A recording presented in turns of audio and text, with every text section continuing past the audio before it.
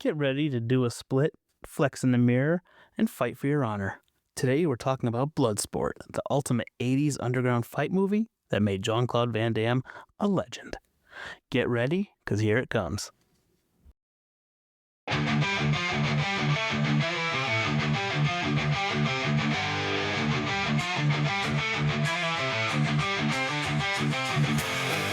Welcome to the Real Bromance Podcast.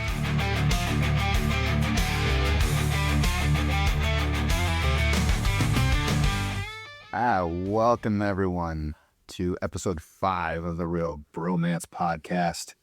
I'm Matt, and I'm Andy. it's Andy. Oh, I went out of tune. I'm sorry. I kind of just got a little overzealous. What are we talking about today? Well, in our episode cleverly titled BudSport, we're talking about Bloodsport. You're not just a clever type. It's both, yes. I got a little bit of sleep last night after I spent most of the night thinking of it and that title, and I was pretty proud of it. It was pretty good, yeah. This is a movie that I had not seen, so this was new to me.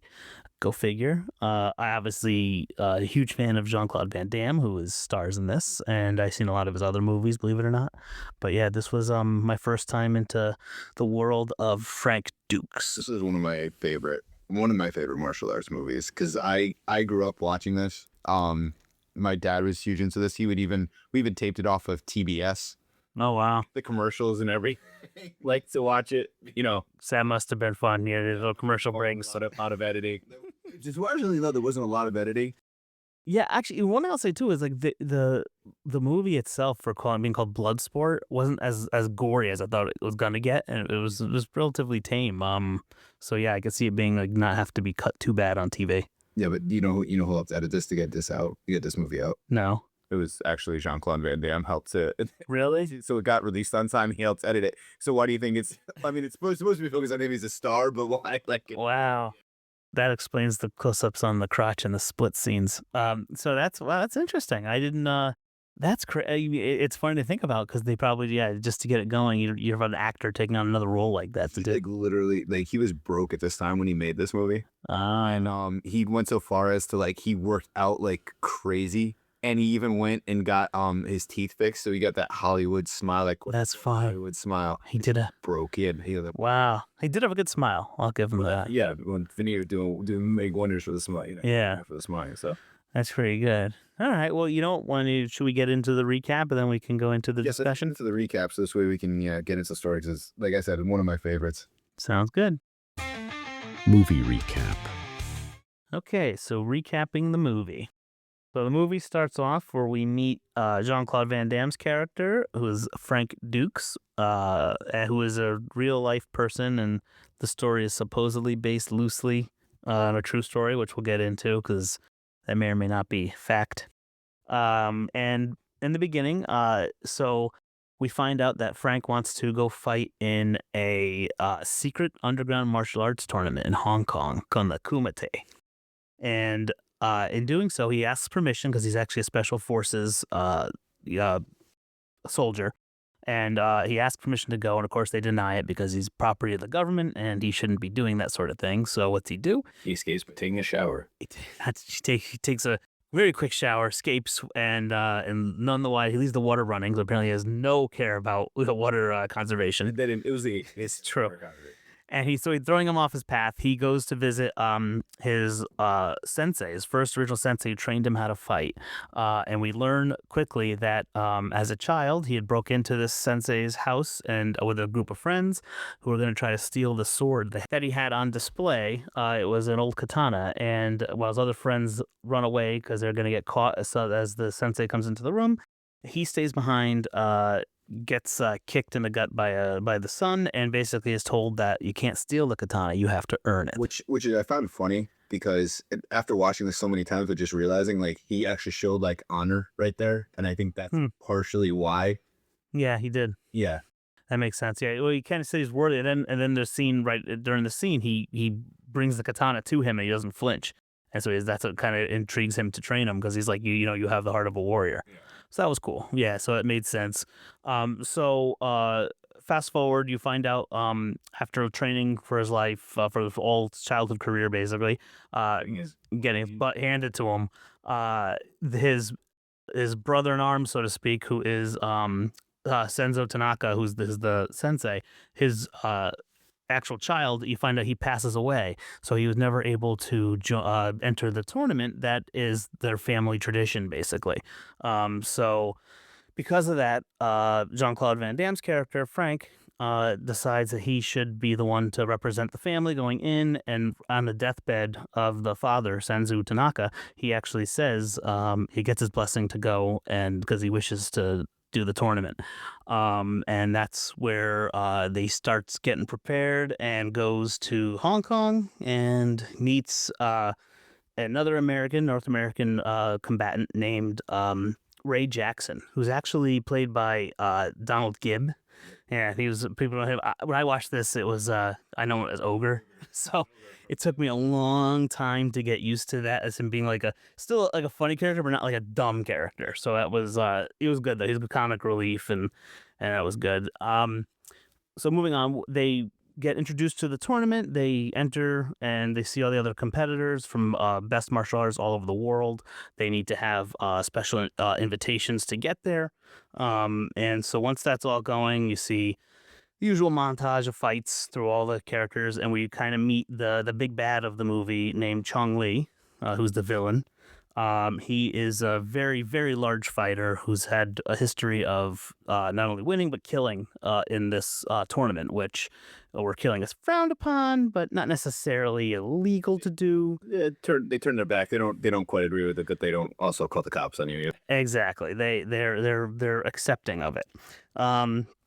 So as you would expect, as the tournament goes on, the presence of Jean-Claude Van Damme's character, Frank, and knowing where he came from, and draws basically invites competition, especially from Chong Li, who wants to basically take him out, and as doing so, he gets violent for all of his other matches, including almost killing his friend Ray, who takes a real bad beating right before the main fight, the final fight starts, and puts him in the hospital. So obviously that sets off Frank Dux pretty much to rage. So with that being said, the final battle is between Chong Li and Frank Dux, and I'll give you a guess who wins after a montage and a few special little things that we'll talk about later. At one point he blinds him, throwing like a powder in his face. Chong Li blinds Frank Dux, and he throws like a powder in his face to blind him. But in the end, Frank Dux is victorious, and he wins the coveted katana as the reward. Now we go back to the beginning of the movie, and we see how he had to earn it. And by earning it, he had to win the tournament. And the movie wraps up with Frank heading home.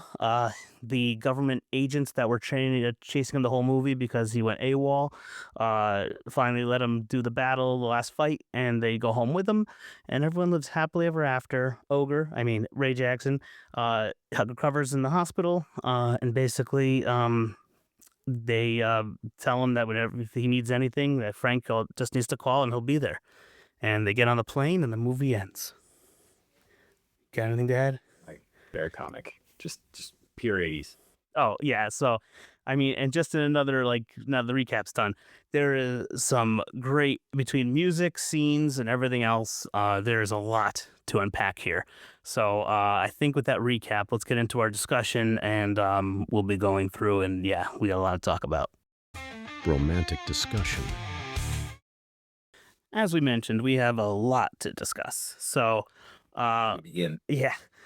First off, I think the most prominent part of this movie, which makes the most sense and is probably the most relevant for this podcast, is the bromance between Frank Dux and Ray Jackson. I'll say this, when I saw the movie and knowing that Ogre was the bad guy in Revenge of the Nerds for at least the first one, and I was expecting them to come at odds and he'll be like the minor kind of antagonist, but it was really nice to see that wasn't the case, and they bonded right away, because they're so different in every way, mannerisms. And it started off like any A's relationship starts off with a video game. arcade game. playing karate. Yeah, that's the best thing. They're there for a tournament, and the video game they're playing is a Karate Champ video game. And that's how they became friends. But it was really good. And like I said, I found Donald Gibb to be great. Like, as a great like comic relief to him, and he made you care about the character. Because I know, like, when I watched this movie as a kid, like, I felt bad for Ray Jackson when he got hurt.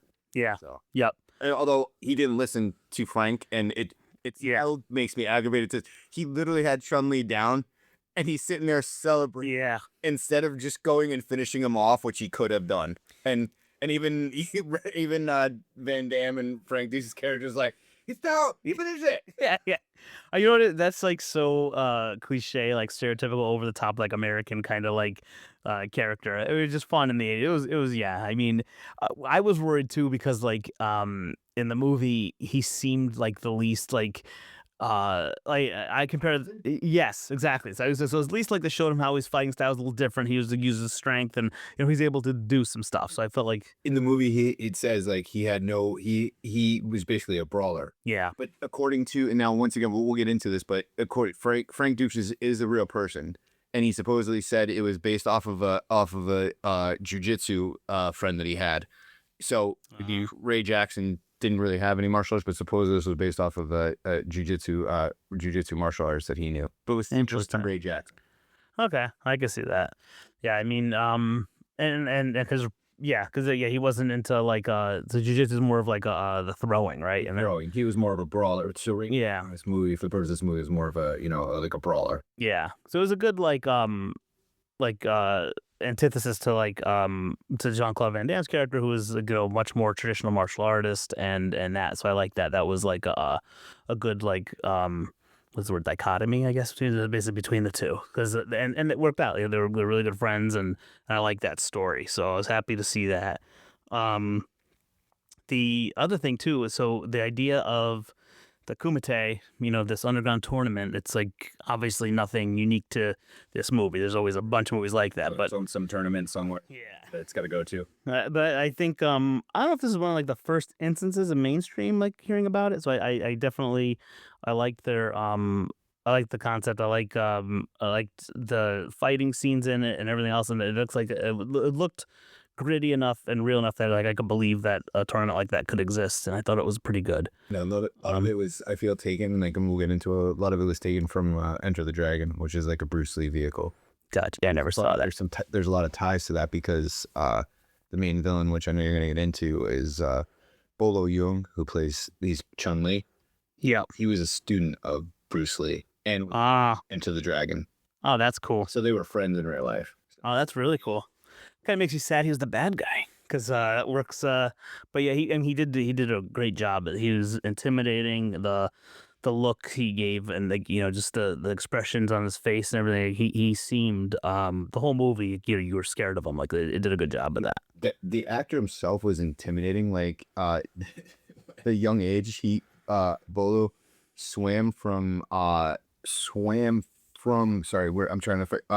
China to Hong Kong to escape communism. Wow. And then this guy was a major beast. This guy was a beast. This was in the 60s. That's crazy. So he was actually a bodybuilder. I can see that. His best deadlift was 700 pounds. Wow. He's a huge dude. Yeah, and he trained with Bruce Lee. So somebody, like, even in real life, I don't know if you'd want to mess with the Bolo Yeung. No, I mean, he's older now. I think he's in his 90s right now, but still, he was intimidating force. Was he ever do you know if he was ever like a good guy in any movies after this? Or he was usually he was typecast as, he was in one movie, and I can't remember the name of it to save my life. But he actually I think it was Street Fighter, not like the Street Fighter that Yeah, not like video game. But he actually got a chance to play a hero. Okay. In that movie. That's good. Most of the time he was typecast as a villain, and like I said, he was. And the funny part is, too, we're going back to like Bruce Lee, and similar to Enter the Dragon, most of his lines in this movie were lines similar to lines Bruce Lee had. Because at one point he goes, "Very good, but bricks, yeah, it back." And Bruce Lee used that line, "Very good, but boards don't." That's right. Yep. I know that. I haven't seen the movie. I know the famous line. Yeah. Going back to it, I think it's funny that he played a hero in Street Fighter that's not related to the game, while Jean-Claude Van Damme played the villain of his Street Fighter that was related to the game. Villain in that he destroyed that movie because it was terrible. And as a kid, it was a guilty pleasure. As a kid, these Street Fighters. We're gonna cover this. We have to cover that movie on this podcast because Raul Julia was amazing in that movie. Yeah. Anyway, get back to this. Yes, that's. I agree. He was an awesome bad guy.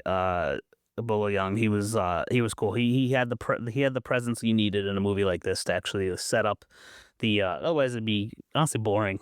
Seeing his aggressive like fighting style as we go, and he blatantly like snapped the neck of one of the. He just didn't care. He did his role. He did what needed to be done, and it was good. One thing I wanted to discuss with you, they don't really talk in the movie so much, but the son of in the beginning who died, and that's why Dukes took his place. I think his name is Shingo. They don't actually talk about how he died. And I was looking through some stuff online, and some people think that it's implied he could have died in the last tournament. Because when we're meeting Chong Li for the first time, Ray Jackson says to Dukes, he says, he in the past he's won, and the last tournament someone died. He let him die in the ring, and it would kind of fit together that it could be the first son because he would have wanted to go to the tournament and everything else, and and it makes sense that would make Frank Dukes want to get there too now to basically avenge him. They don't mention it, but I thought it was interesting that they don't explain what happened to him. I think it was I could see it. I could see how that could be a thing, but I feel like unless it was a major plot hole, like I said, this was edited in the 80s. Like, Yeah, that sometimes they were like plots be damned, like we're gonna edit it because of like the action. I feel like there would have been more of like a backstory to like Chun-Li, like and yeah, like the intimidating stare down when he first gets there, but it wasn't like he went to Hong Kong looking for Chun-Li. He was looking like it wasn't a vengeance tour. It was more, yeah, it was an honor tour trying to win what he couldn't. yeah. I think it was more of like an honor. I think he died of something out. Like it could have been in a plague. Like I got to look into it further, but I believe I don't think it was Chun-Li based. I Yeah, think there was something else. I think it was a freak accident that happened because he was supposed to carry on that legacy. Because Tanaka had won it. That's where that sword came from, and Shingo was supposed to carry on because he trained with Shingo. yeah. During that whole thing, and so like he was his brother, and but I mean, it's an interesting theory. It could be. It makes you wonder, because when we get into this being about like a true story and what's embellished and what isn't, but it almost seems like maybe it was a plot point that was on in the original, in some version of the script, Yeah. and they kind of blocked it off, and instead of asking too crazy, let's just make it. And that's like every movie. It's either honor or it's a vengeance. Yeah. Or it's something like, and I kind of like that it wasn't that. I liked that he fought for a cause and he worked so hard, and it's kind of like broke out of that mold. Like, oh, because he even says it. Tanaka gets mad at him when he says he wants to do it. Yeah. And he kind of uses Tanaka's wisdom against him. You are not Japanese. You are not a Tanaka. Yeah. And then he goes, you used to tell me, do what works. Don't stick to one style. Yeah. That's important. And it was kind of cool to kind of be like, oh, like, even though I'm not this, like, I can still carry on this legacy. Yeah. No, that makes sense. I'd buy either way. I'm fine with both of those. And I like it. It makes you wonder if there was if they're just trying to move the plot along, or if there was a real reason why they didn't actually say what happened to the brother. It was just but like I said, I can accept it. I mean, and I will say this: I think we have to talk about one of the craziest parts of the movie, which is, of course, the Mentos commercial. Do you want to explain the Mentos commercial? So, in one scene, so the federal agents that are tracking and supposed to bring back Frank Dux, back to the army base, back to America, find him before the Kumite starts, and they try to take him back. And this is when the hilarity starts, because at one point they find him in the lobby of the hotel with Ray Jackson and Forrest Whitaker, who stars in this movie, who is probably one of his more probably his breakout role. Yeah, the agents. They tell him, like, you're coming with us, and they pull out these ridiculously big, they almost look like flashlight tasers. Yeah. And they're like, you're coming with us one way or the other. And so at one point Ray Jackson tackles him, and then they start chasing after him through Hong Kong. And it fits perfectly. I don't know who made this, but it fits perfectly. They basically turned the old school Mentos commercial where they're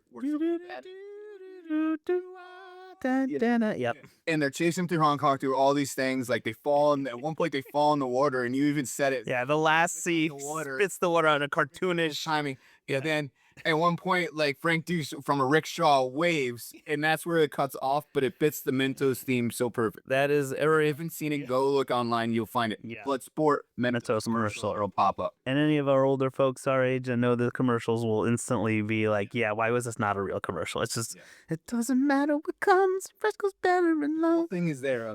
It's, yeah, it's hilarious. And honestly, I went back to that scene just to rewatch right before we did this podcast, knowing I've already seen the Mentos commercial for it, the version they did online, and I couldn't. Not that you could take it seriously; it's supposed to be a lighthearted part of the movie, but it's just becomes so ridiculous when you have the Mentos song in your head. It's just all you need is Jean-Claude Van Damme pulling out the fresh maker, which is Mentos. But that was great. The other thing I'll say too is this was finally, and we talked about Big Trouble in Little China being like a lot of Mortal Kombat stuff, but this movie was basically Johnny Cage. This is where we saw the For anyone who's played like the original Mortal Kombat movie, if you watch the final fight in this, he basically has the tight trunks, short. He's got like a sash on, which Johnny Cage has. Yeah. And a lot of the moves and the style of Johnny Cage in the video game are very similar to Jean-Claude Van Damme / Frank Dux. Yeah. In fun fact, they tried to get Jean-Claude Van Damme to do the game, to be the model for it, and then he wouldn't do it. But yeah, so it's cool. I appreciate Johnny Cage even more, even the split punch. Yeah. Jean-Claude Van Damme did his iconic split 7 times in this movie. Really? 7 times, yeah. God, I know in the training in the beginning when he has him like stretched out on the on the I wasn't worried about Van Damme. No, worked for him. that was so funny. Yeah, it was just he did split a lot. Yeah, I guess Times in the movie he did split. Well, nothing beats the time cop split when he jumps on the counters, which we'll get to that. That's friend of the family. Yep. Yeah, no, I think, but overall, I would say a very good, what I expect out of an 80s kind of a martial arts movie. I had the most. This film this film had the most montages of any movie up until that point. Nice. It had a montage that was a montage. Film. How meta. Is that for the training scenes or the fighting scenes? That was at the end. Like, so it was a typical like 80s movie where, there's fighting going on, but then there's other things behind this, like, outside of the Kumite going on. So they had a montage within a montage. So the montage of the Kumite mixed in with montages of what gotcha. Outside of. That's yeah, I mean that's I mean that's the thing too. Like between like the cheesiness versus like awesomeness, like that's kind of that's what these were. And it always goes back to this for me too, and I talked about it a few times in the podcast of like, are these things were they meant to be cheesy when they made them, or was this what was accepted as serious and cool, and we're just seeing as cheesy, with our future, I think that goes on, goggles. I think that goes on with any movie, right? Like when you're going back there, like you're always trying to do for that cool factor, that big impact, and like in the 80s, like this was a big impact, like back in the 20s and the 50s, like when they made lightning, they took like sheet metal on the crew. Like, and that was cool at the time. Like, I think that's what, I think they tried to bring some authenticity to this, which I think kind of goes into, you were talking about at the end of the movie, there's like facts. This is based on a true story. Yeah. I'm sorry to say I'm going to ruin it for everyone. Let's go. It's not real. No, that's impossible. Frank Dux, like they looked into this. This has not been confirmed. Like he said, like it was supposed to be. For it to be real, it was supposed to be like a 60-round tournament. Huh. Not feasible. You would need more. At the time, you would need more people. That's crazy. Rounds. Most martial art tournaments are single elimination, especially in a tournament. Yeah. Where there's a possibility of dying. Yeah. You would need to. Nobody came out with it. Basically, they said Frank Dux kind of lied his way into Hollywood. He also like imitating art. So he supposedly created his own martial arts called Dux Ryu Nujitsu. It's a fake martial art. Huh. So he was my coordinator for this movie. He also claimed that the real Kumite didn't take place in Hong Kong. It took place in the Bahamas. Oh my God! If you can't trust a man named Frank Dux, what can you trust? As a CIA agent, Wow. How he was, I think he was only in the Marine Corps and he was never stationed overseas. Like, Wow, that's rough. Is this? Do you know how quickly from when the movie came out that they found this? Like how? it's been years. Like, so, like, probably in the 80s, like, probably up until I think, like, probably like the early 90s, like that, like the late 90s, they kind of, Wow. nobody's came forward and said there was a Kumite. Nobody, but once again, does it ruin the movie? No. No. It's just wow. Yeah, no, I guess it makes you wonder. Well, for us, it's funny because it reminds me of Tropic Thunder. It's like it's the same type of deal, you know. Okay, so that doesn't know it's a movie where it was told by the Vietnam War, told by the supposed point of view of a soldier, and it turned out he made up the whole I thing. don't know what this sound make. There's no sound to make from the Lies, exactly. So that's a little disheartening hearing that. But yeah, exactly. I didn't watch this for the historical accuracy. I watched it first. It's just a cool, like, it was actually nominated for like, of the 400 movie in 2001, it was nominated of 400 like action movies. It was nominated as 100. It was in the top 100 of the most heart pounding like American action movies. Interesting. Which, I can see it. Like, It definitely, yeah. It's a cool movie. Yeah, I would say it was a good movie. I said we'll get to the barometer and I'll be able to give it my final judgment. But I think yeah, I would say I will say that I recognize it as like a not even a it's just it's a culture thing. Like everyone, this is a even though I hadn't seen it, I know the importance of it and the effect it had on other action movies and this. Plus, Yeah. it was cool because there was a lot of, like, I know one of the lesser known characters, but he's cool because he's got like the Muay Thai shorts on. His name is Paco in the movie. He's actually a true martial artist. He's his name is Paulo Taka. He's actually a real like Muay Thai champion. Wow. Well, that's cool. Like, Bolo Yeung is like a martial artist trained with Bruce Lee. Yeah. One of the characters, he doesn't really have a name, but he actually plays the villain in another Jean-Claude Van Damme, like Kickboxer. He plays one of the fighters in there. I don't know if you remember one of the young fighters that gets his leg broken by like Chun-Li. Yeah. He plays the villain in Kickboxer. Oh, that's cool. Because you don't know, because in Kickboxer he's got like the braid, yeah. but he had a full head of hair and like almost like a full head of hair in this. But that was a villain in Kickboxer. So that's the movie I got to see. I haven't seen it. A lot like the martial arts in this were real, and everyone worked really hard on this movie, like martial arts wise. And I like that because it obviously it shows in the choreography and the fighting that like it looks pretty brutal. There wasn't too many like whiffs or miffs and mystic stuff. Yeah, the angles were great. The angles were like it looked like it could be real. Yeah. So which in a movie like this, it has to. As soon as that looks like it's fake, the breakdance fighting. As soon as it looks like they're faking it, it doesn't work anymore. The only move I have to say that looks fake actually comes from Jean-Claude Van Damme. The spin kick at the end? No, not even a spin kick. There's one point where he kicks so like Chun-Li's behind him. Yeah. And he goes and kicks straight back. Oh, yeah. And it's almost like his leg like detached from his body because literally his ankle kicks his shoulder. It's like the Zohan. The foot, the double foot. But other than that, like all the other kicks, punches, like, are yeah. And that's to be expected. You need to have the flashy stuff for the star, and of course, the flashy stuff isn't always going to look realistic. But yeah, still, like most of the martial arts, like even his punch to the big dude when he does a split punch and does a Johnny Cage and punches him, like even that was clever because the guy had like almost like a kilt, not like a kilt, but like a robe that came down. So when he goes to punch, it looks like he's not actually, and the angle looks like it could be, so. Yeah, no, I can appreciate that. I think I don't think you could have done a movie like this without having like the majority of the cast being like that. What's funny to me is coming into this deal, movie I have seen would be the PG-13 version of this, known as The Quest. Remember that in the mid-90s? For those who don't know, it's basically the same premise as this, except a little more kid-friendly. And instead of katana, you get an oversized golden dragon. And I'm gonna meet Sesame Street. It's like, yeah, brought to you by the letter F for fight.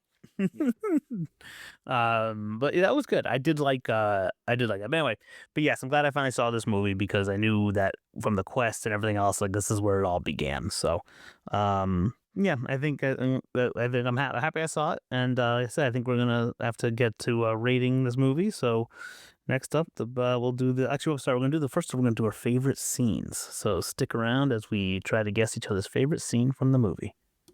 favorite scenes. And now's the time where we try to guess each other's favorite scene from the movie. Do you want to guess first or me?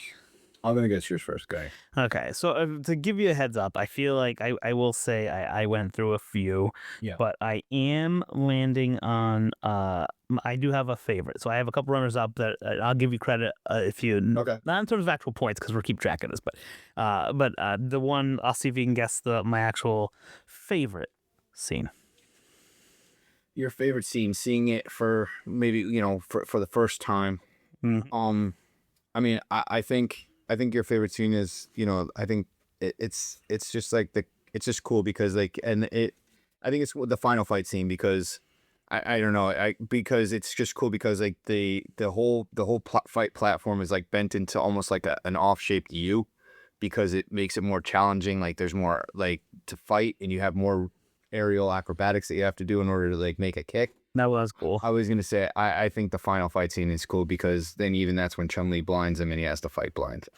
That was cool, but that was not it. So, it's actually even more minor than that. So my main one, I just thought it was a really cool scene. I like it, kind of shows like how cool he is. I like the coin snatch scene in the bar where he replaces the coin. Like you think he's gonna, not only do you think he's good, he's okay, he's probably gonna catch it. So for those that don't know, there's a scene where the main love interest is being harassed by other tournament members, and five. Just so it's fun fact, there was only like 5 members that fought in the Kumite that actually had lines, and nobody else had lines. It was Dux, Jackson, Chun-Li, the guy, this guy that does the coin snatch scene, and I think that's literally it. There's 4 guys, and they are. Sorry, go ahead. Hey, you fight with fists, not words in this movie. So in the scene, in order to get the woman away from these would-be assailants, he basically does a bet and tells the guy if he can close his hand before Frank can steal the quarter out of his hand, the woman's his. Otherwise, if he can grab the coin, the woman goes with Frank.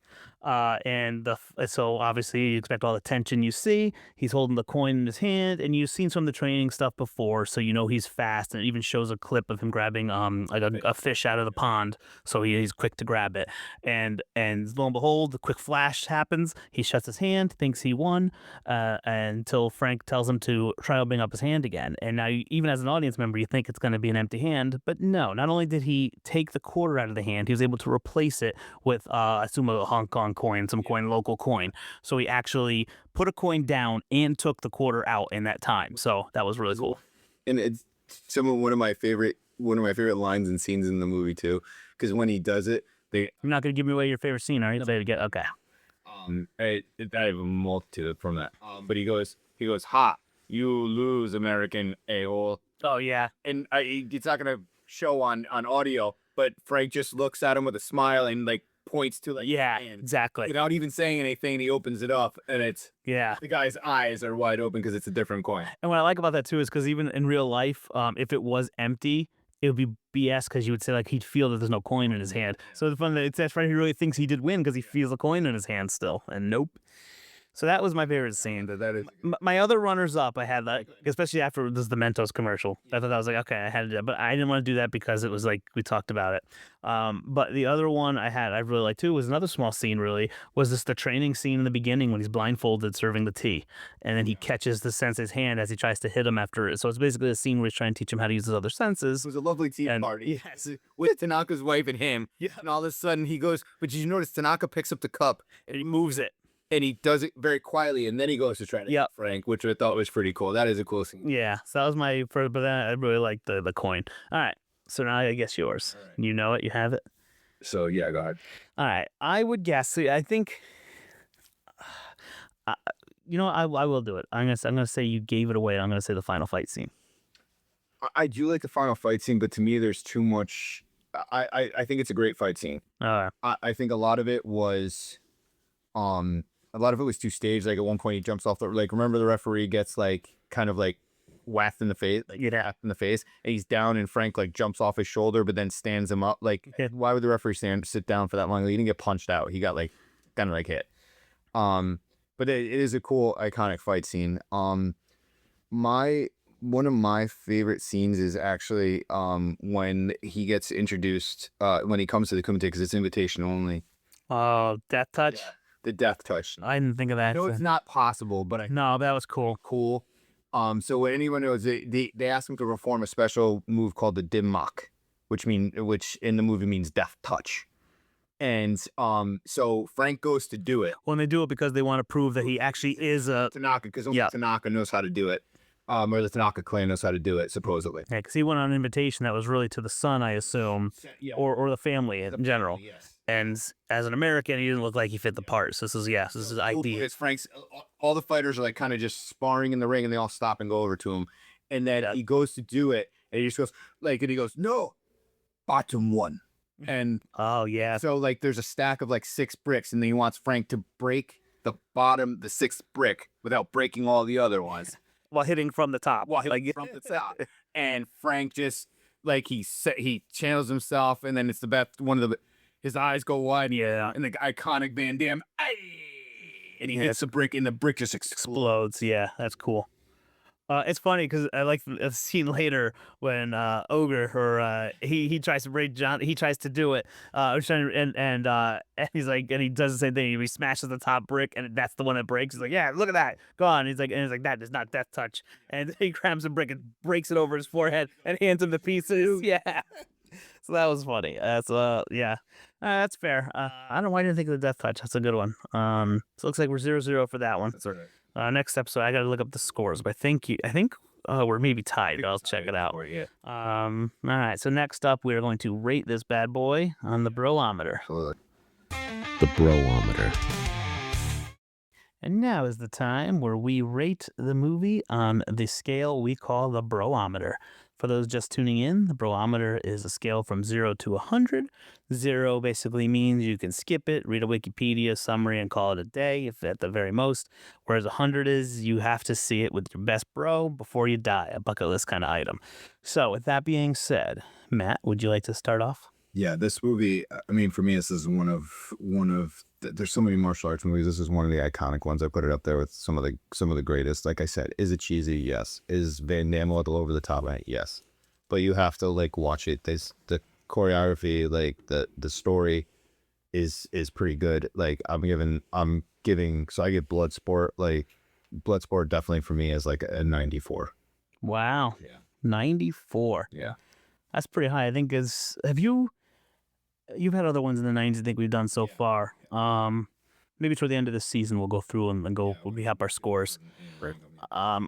So I was a little bit more critical. I do like this movie. I think a lot of my score comes from the rewatchability of it, and I don't feel like for me this is not a movie I would watch a lot of. So with that being said, it's still a good movie. Yeah. I am going to go an 81. 81. So B-, good. It's a good movie. I think I like it. I think it's, I knowing what Jean-Claude Van Damme will do other roles where he has a little more stronger of an actor and other things. Like this had the fighting down. Some of it was a little too like poorly acted in some sense. But which I want to be a little more around. And the story is, the story is the story. You kind of know what's going to happen. There's nothing too crazy. But I think, but yes, I would say happy I watched it. 81, I would say is good. I'd say it's worth watching. It may not be something you run back to every time, in my opinion. But yeah, I would give it an 81. So I think that's not too bad. You were, I think, without giving too much a spoiler, but the next episode we're going to be talking about, we honestly, once you start watching it, you absolutely will not stop until you finish it. That's a hint. And that's when I get the feeling maybe a little higher for me on the barometer. But until then, I guess we'll stay tuned. Matt, sorry, I got a formal on you. Matt, would you like to take us off? As always, everyone have a great day, and love the movies that you watch, and make sure you watch them with your best bro. I mean, you had the best thing. So you love the movies that you watch and watch the movies that you love with your best bro. There you go. There it is. That could be your tagline. 30 tagline. Nice. All right. With that, we'll bid you adieu to the next episode. Thank you for tuning in, and we'll talk to you soon.